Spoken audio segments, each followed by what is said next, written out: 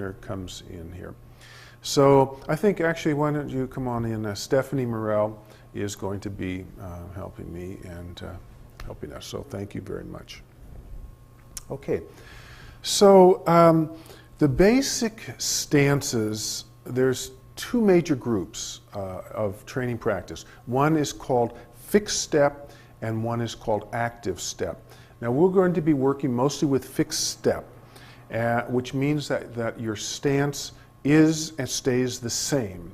We do change feet on occasion because the leg can get kind of tired from working on one leg. But let's assume the basic stance. So if Stephanie faces me, now she's in, say, bow stance. Now if you've explored the solo form, bow stance is the shoulder width stance. One foot is forward, the back leg is about a 45-degree angle to the front leg. And it's very important in pushing hands that you have this correct relationship.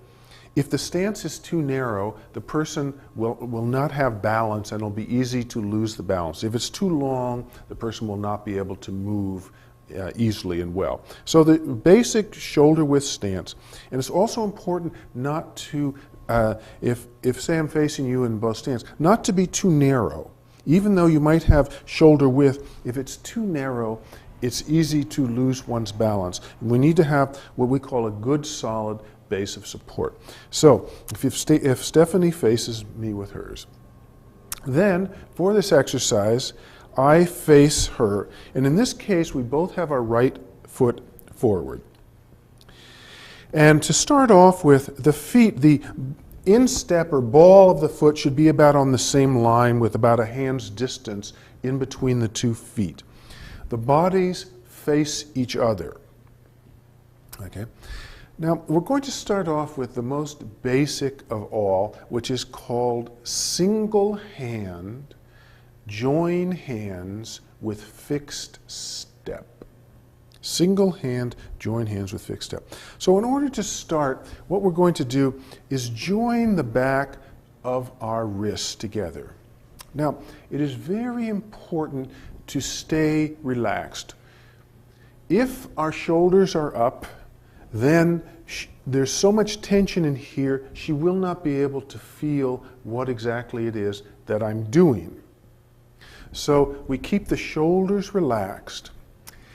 The touch is very, very light. The touch is as light as we possibly can make it. Now, one of the major skills that we're going to be working with is what we call sticking. So let's start off with a very basic exercise to develop the sense of sticking quality. So we keep our wrists together. And basically what's going to happen is, let's start off with Stephanie following me, which means that she's sticking to me. I am at this point moving forward and backward. Just the most simple, basic movement. My arm is slightly extending, what we call pong, expanding outward, and Stephanie's arm is retreating, or what we call lu. Her energy is moving back. You also notice that Stephanie's body is turning slightly to her right. Now you have to keep in mind that Tai Chi Chuan's a martial art. And if, say, this was a martial art, I was trying to punch Stephanie, well, she would be turning and what we call neutralizing, drawing my energy to the side. You see? So she starts this training by, she's shifting her weight back and turning. I am doing the same. I am going forward. As she neutralizes me, my body is turning slightly to my left. So this is the most basic kind of getting a sense of gently and easily sticking. Now one thing, there's a very great tendency when working with a partner of forcing things out of the way. For instance, if she was coming in, of moving it out of the way. Well, this is a no-no in pushing hands, because The minute I use force against force, I have overcome one of the most basic principles of Tai Chi, ignored one of the most basic principles of Tai Chi, and that is follow the energy. One of the most basic of our principles. When her energy is coming in, I just follow it by me. You see, I haven't moved it in any way. I have just followed it. Now you see what's happened if by my following her energy is now extinguished. She is at the edge of her ability to do anything. She is now exposed and weak, and I can pull her out of balance or manipulate her in some way or other. So the idea with push hands is to always try to get the person to move out of their root, out of their center, by following the energy. I'm not using any strength. The minute, if I start to use strength against her now, you can't, if you could feel this, her body got rigid and hard and firmed up, and now she's in her root. I made her more solid because I tried to force the situation. You see, when she's pushing in, if I resist, if I give her strength, she becomes stronger. And thereby it becomes like a bullfight. We're butting horns here. So, most basic. Let's change feet here. So again, you want the feet are very close, about a hand's distance in between the 2 feet, and the arches are around the same. Back foot's about a 45, and we'll join here. So very simple.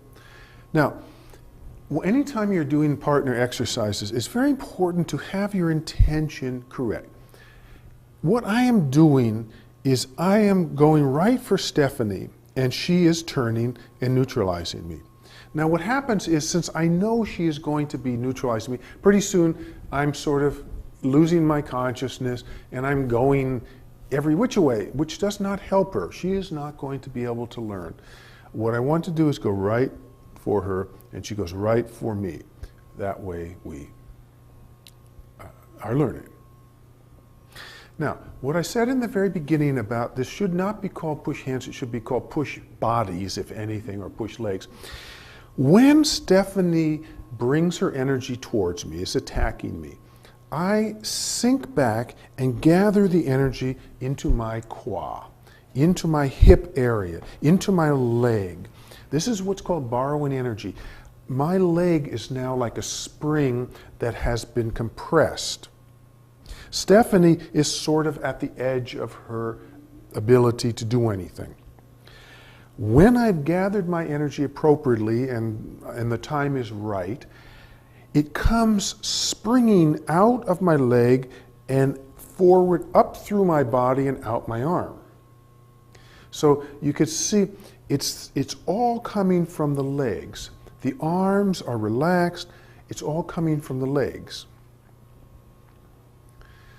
Now this is all the basic warm-up and basic principles that we're working with here yet. Now, we have two energies. So we have two energies, yin and yang. We have soft and firm.